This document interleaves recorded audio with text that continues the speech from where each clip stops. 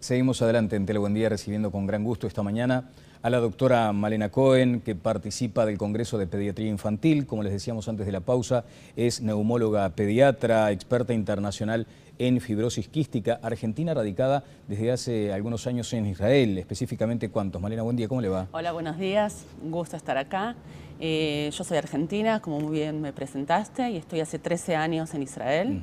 ¿Una decisión profesional exclusivamente o con lazos familiares de por medio? No lazos familiares, una cuestión también sionista.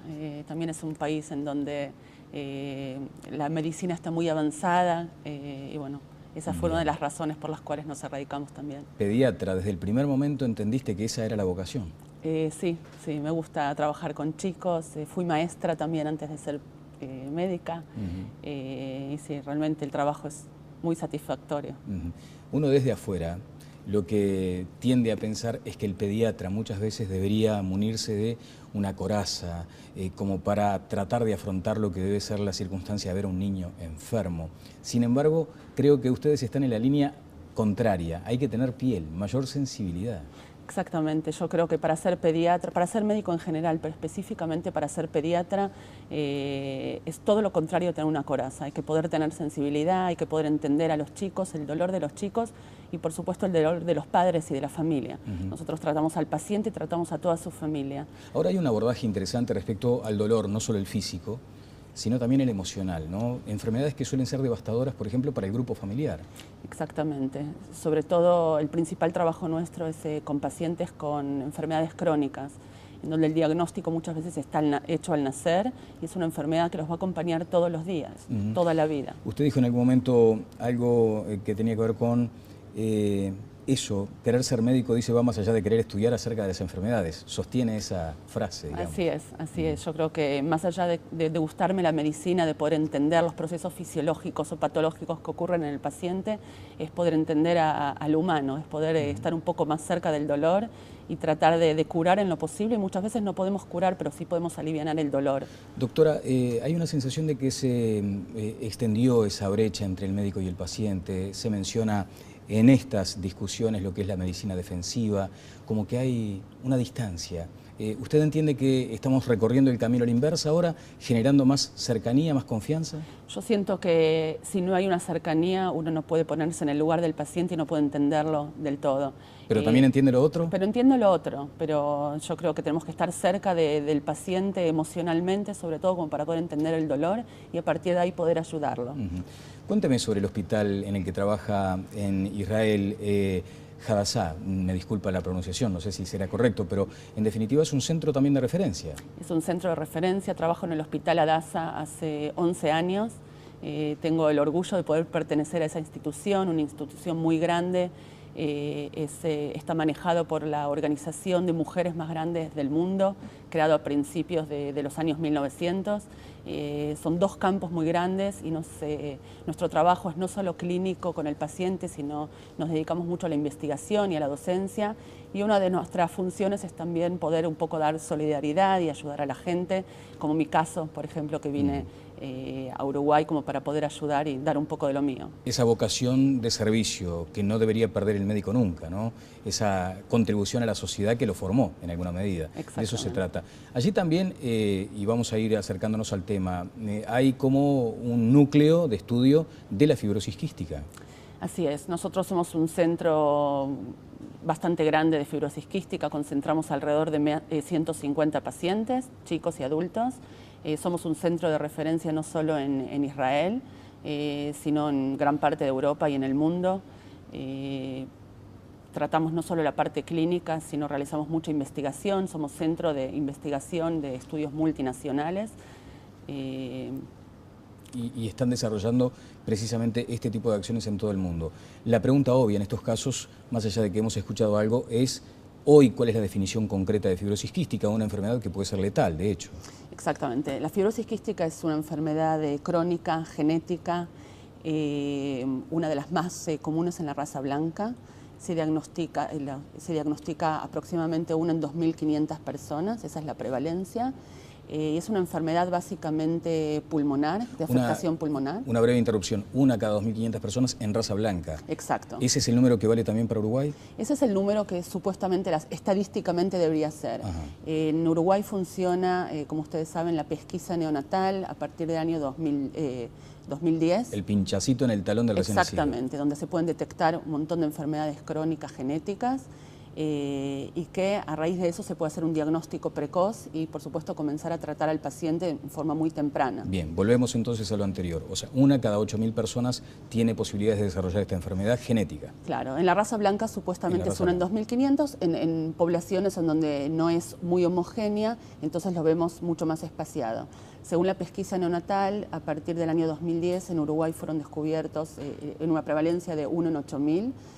Pero se supone que los pacientes que nacieron antes del 2010 pueden estar no diagnosticados también. Una enfermedad básicamente respiratoria, de eso se trata. Principalmente respiratoria, no solo respiratoria, tiene afectación también del aparato gastrointestinal y de otros órganos, el aparato genital en el hombre, por ejemplo, está afectado también. Bien.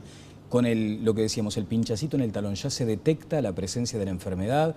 ¿Hay muchas veces posibilidad o riesgo de un diagnóstico tardío? Sí, puede existir. Hay que entender que la enfermedad es muy variable, tiene muchos tipos de mutaciones. A veces se hace el diagnóstico bastante complejo, pero básicamente yo creo que es un sistema muy bueno como para poder detectar a la mayor cantidad de pacientes. Ajá.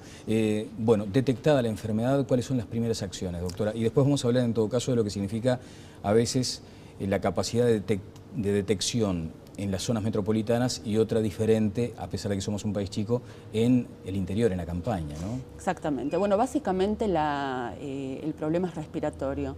Pero cuando el chico nace, las primeras manifestaciones son gastrointestinales.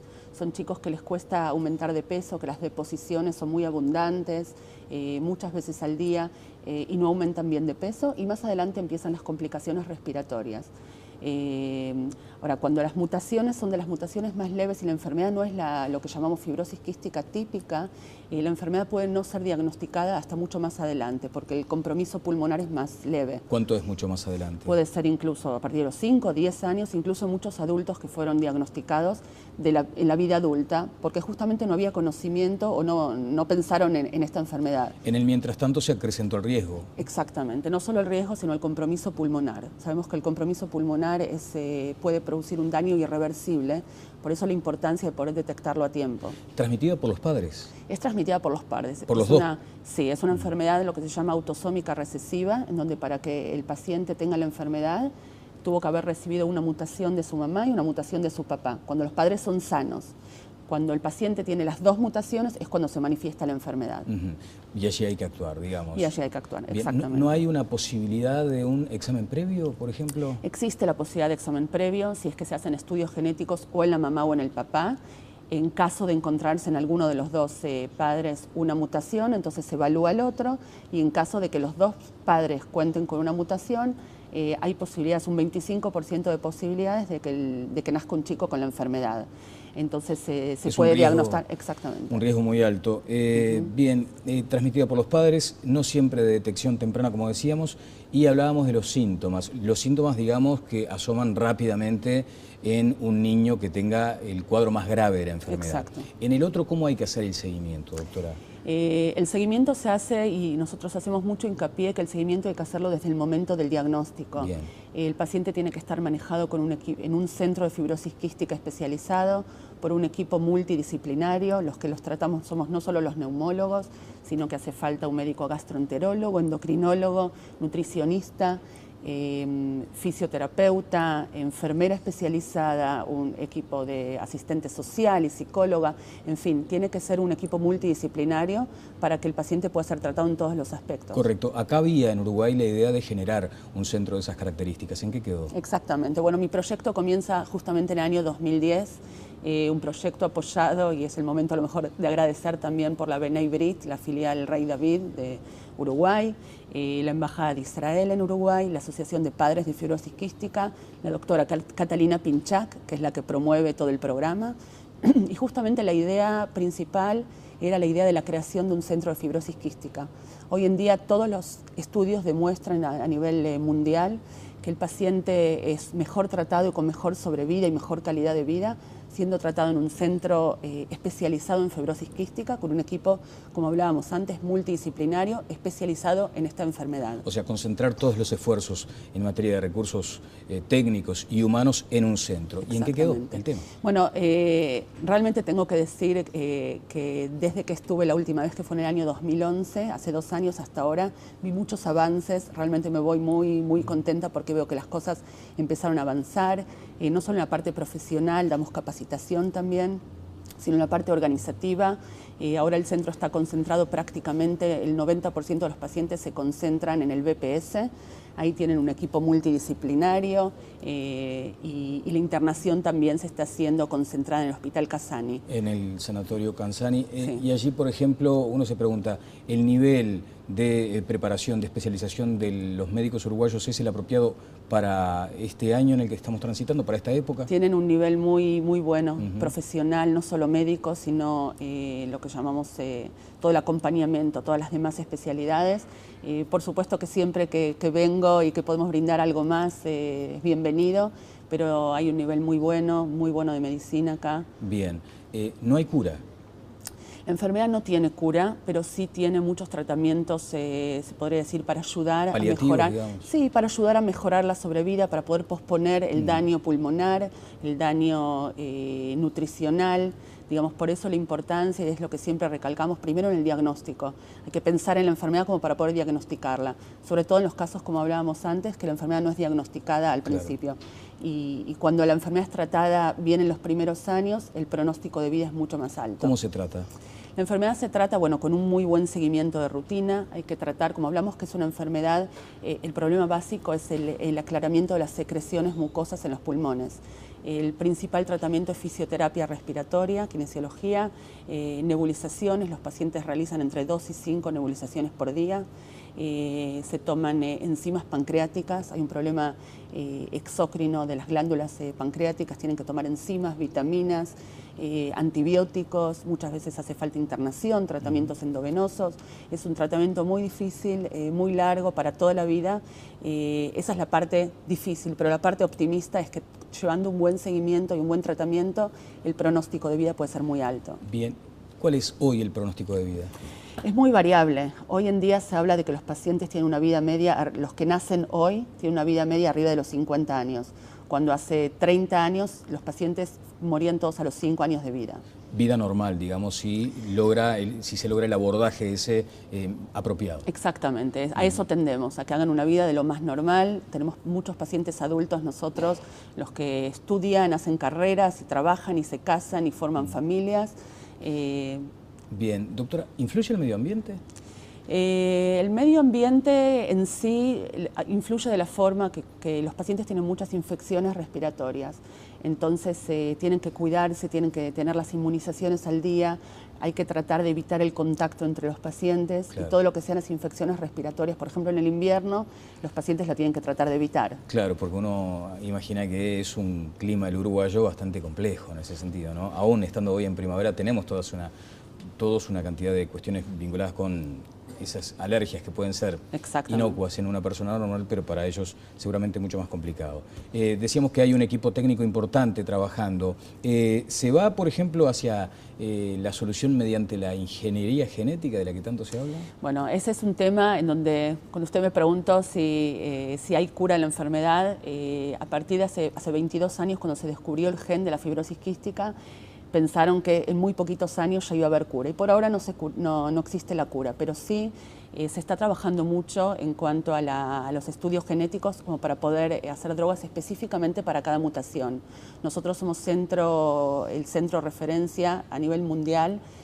Tenemos muchos pacientes en donde participan en un estudio para una mutación, un tipo de mutación específica, en donde por medio de ingeniería genética podemos modificar con esta droga digamos, esta mutación. Ya no con el material genético de los padres, digamos. Exactamente, exactamente. Ya salió la primera droga en un tipo de mutación específica, hace 2 años ella fue aprobada por la FDA, y hay pacientes, que es un 1% de todos los pacientes en el mundo, que ya pueden recibir esta droga y mejorar. Cuando nosotros hablábamos de medicinas y de drogas que pueden llegar eventualmente a curar la enfermedad, nos enfrentamos al viejo dilema de los costos, ¿no? O sea, administrar las expectativas, no es que sea un medicamento al que se pueda acceder fácilmente luego. Son drogas caras, hay mucha gente trabajando, muchos laboratorios, mucho invertido, pero bueno, hay esperanzas también. Bueno, hay que verle ese lado positivo. Exacto. Doctora Malena Cohen, le quiero agradecer muy especialmente por estos minutos aquí y bueno, ojalá que pueda seguir llegando a Uruguay para advertir estos avances, por ejemplo, en esta materia, en la fibrosis quística. Muy amable. Bueno, muchísimas gracias a ustedes. Con la doctora Malena Cohen vamos a ir a una breve pausa y seguimos adelante en Tele Buen Día. Presentó NIR, sofás que despiertan pasiones. NIR, la evolución del living.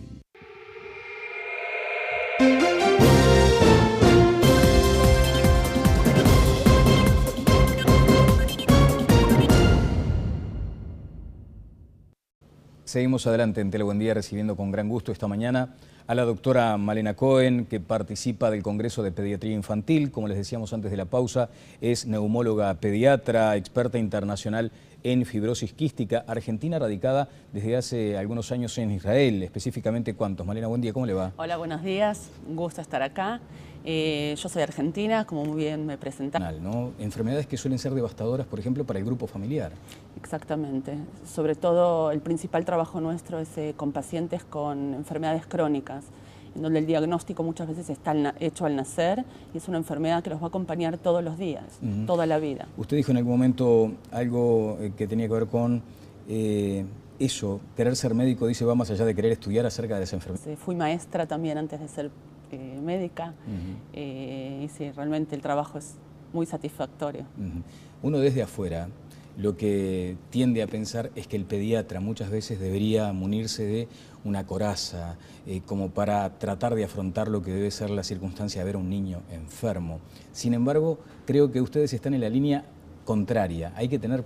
Y estoy hace 13 años en Israel. ¿Una decisión profesional exclusivamente o con lazos familiares de por medio? No lazos familiares, una cuestión también sionista. También es un país en donde la medicina está muy avanzada y bueno, esa fue una de las razones por las cuales nos radicamos también. Pediatra, desde el primer momento entendiste que esa era la vocación. Sí, me gusta trabajar con chicos. Y mayor sensibilidad. Exactamente, yo creo que para ser pediatra, para ser médico en general, pero específicamente para ser pediatra, es todo lo contrario a tener una coraza. Hay que poder tener sensibilidad, hay que poder entender a los chicos, el dolor de los chicos y por supuesto el dolor de los padres y de la familia. Nosotros tratamos al paciente y tratamos a toda su familia. Ahora hay un abordaje interesante respecto al dolor, no solo el físico, sino también el emocional.